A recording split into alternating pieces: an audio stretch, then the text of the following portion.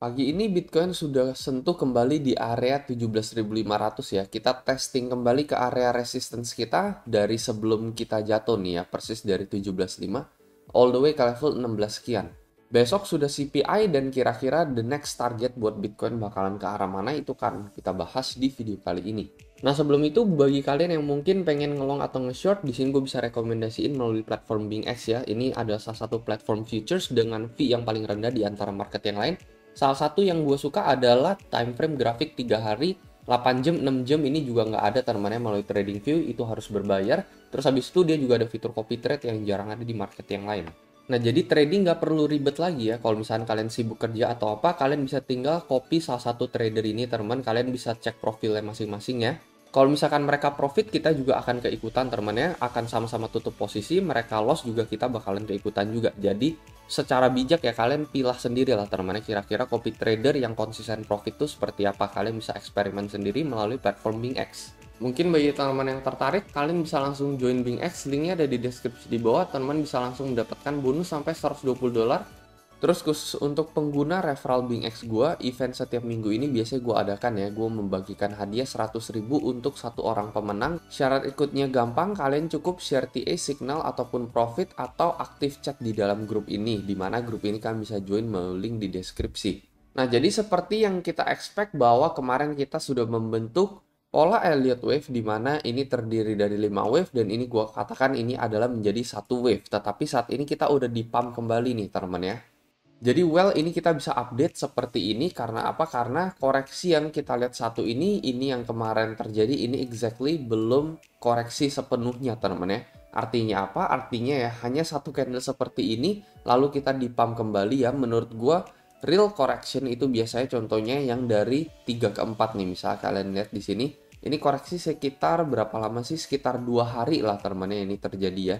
Ini baru yang namanya koreksi. Kalau cuman satu candle seperti ini teman-teman, abis itu kita di rebound kembali dengan lebih keras ya, ini belum bisa dikatakan valid koreksi lah. Bukannya kemarin target koreksinya harusnya di area ini teman-teman, jadi semenjak kita breakout harusnya teman-teman kita melakukan retest dulu ke area level 17.000. Memang ini adalah target secara teori gitu ya, dimana kita breakout and then melakukan retest, tetapi kenyataan tidak harus selalu terjadi sesuai teori teman-teman. Jadi bisa jadi ya kita nggak retest ke area 17 kayak ini dan kita lanjut naik, itu teman-teman itu bisa terjadi gitu ya. Dan itu memang adalah yang kita ekspektasikan juga ya, seperti yang gue bilang di jangka time frame seminggu kemarin di video kemarin, bahwa kita membentuk bull dip. Jadi sebenarnya untuk target long termnya teman-teman dalam let's say 2 minggu ke depan, 3 minggu ke depan, ini Bitcoin menurut gue masih potensi ke level 20 sampai 21 ribu teman. Dikarenakan kalian bisa lihat ini bull dip kuat ya, RSI-nya di level 26, lalu di sini level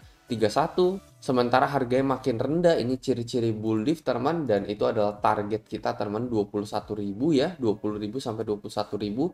Nah, jadi itu adalah target area jangka panjang kita ya, dan so far kita dengan adanya pump ke level 17.5 ini semakin memvalidasi teman-teman bahwa Bitcoin belum selesai untuk naik, dan bisa jadi the next potential area 18K ini bisa ditembus dengan sangat amat mudah, dan kita all the way menuju ke level 20 sampai 21 ribu teman untuk next target buat Bitcoin. Jadi sebenarnya saat ini masih di 17,5, jadi masih agak jauh dari real target kita yang ada di level 21.000, 20.000 sampai 21 untuk Bitcoin. Untuk jangka pendek kita tidak bisa memprediksi pasti teman, tetapi yang pasti kita tahu bahwa adanya satu candle koreksi seperti ini menurut gue tidak bisa dikatakan valid koreksi ya. Menurut gue ini hanya noise selama bull run terjadi teman, dari tanggal 31 sampai tanggal 10. Jadi noise itu hanya semacam gangguan kecil, tetapi overall trennya ini kita masih naik terus teman. Ini hanya gangguan kecil selama kita naik aja dan tidak bisa dikatakan valid koreksi. Nah, untuk memprediksi noise untuk secara pasti kayak gimana ya, kalian bisa gunakan candle Heikin Ashi teman di sini ya. Time frame yang gue saranin sih kalian bisa pakai daily candle di sini untuk melihat adanya apakah saat ini kita benar-benar koreksi atau enggak. Nah, kalian bisa lihat ya, so far bahkan dari tanggal 2 sampai tanggal 11 Januari ini sebenarnya kita belum mengalami koreksi sama sekali dari Heikin Ashi candle ini. Clear noise itu contohnya seperti ini, kalian bisa lihat 4 candle merah ini ya di Heikin Ashi candle ini baru benar-benar adanya koreksi terjadi ya.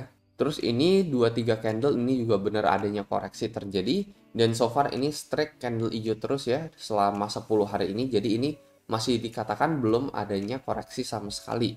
Dan bisa jadi teman-temannya maybe 2-3 candle merah ke depan ini balik ke level 17.000 ini. Ini kalau misalkan itu terjadi ya dari Heikin Asia candle ya itu baru bisa dikatakan valid koreksi. Nah, tapi selamanya kita candle hijau strike seperti ini ya masih belum dikatakan ini adalah real correction untuk Bitcoin. Itu bisa dikatakan kita hanya mendapatkan noise ya, gangguan-gangguan kecil selama kita overall uptrend seperti ini, tetapi ya belum adanya terjadi koreksi sama sekali. Dan penentuannya adalah kapan ya? Penentuannya adalah nanti di tanggal 12 akan keluar hasil CPI dan Core CPI.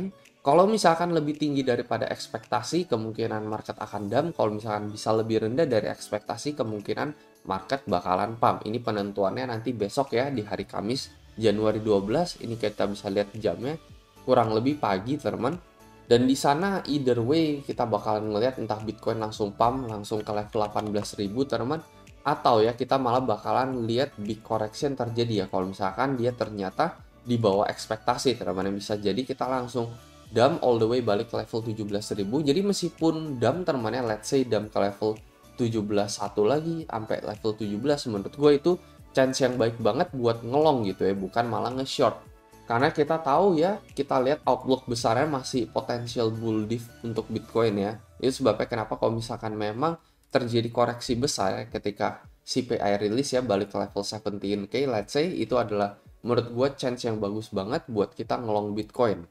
Either way, kalau misalkan hasilnya positif, ya ini juga sesuai dengan target jangka panjang kita, di mana Bitcoin kemungkinan akan menuju ke level 18 sampai 21.000 ya, itu adalah probabilitas sekitar 60% yang untuk jangka panjangnya masih potensi ke level area tersebut gitu ya. Cuman ya kita tidak bisa memprediksi exactly koreksi yang paling tepatnya itu ada di berapa gitu ya.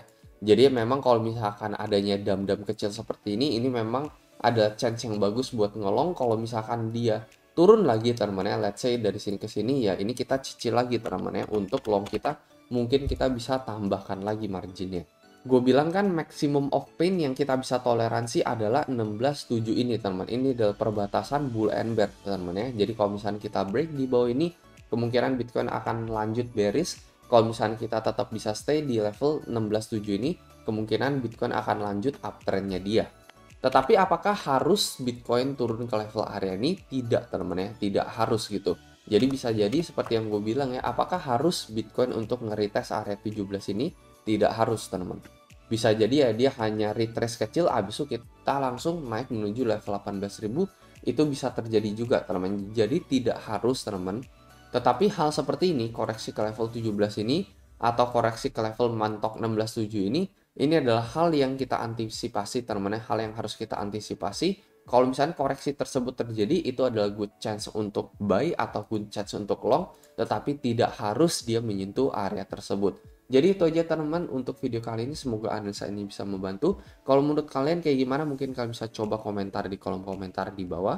Sekali lagi apa yang gue bilang, entah kalian harus cicil buy atau apa, itu sekali lagi hanyalah trading plan gue. Jadi jangan dimasukkan ke hati ya, selalu miliki lagi trading strategi kalian masing-masing, baiknya kira-kira gimana. Kalau strategi gue ya, kalau misalnya koreksi seperti ini terjadi, ya gue entry-nya kecil aja teman-teman ya. Lalu kalau misalnya dia terjadi koreksi yang lebih dalam lagi, ini gue akan entry di margin yang lebih besar aja. Itu sih kalau misalnya strategi gue.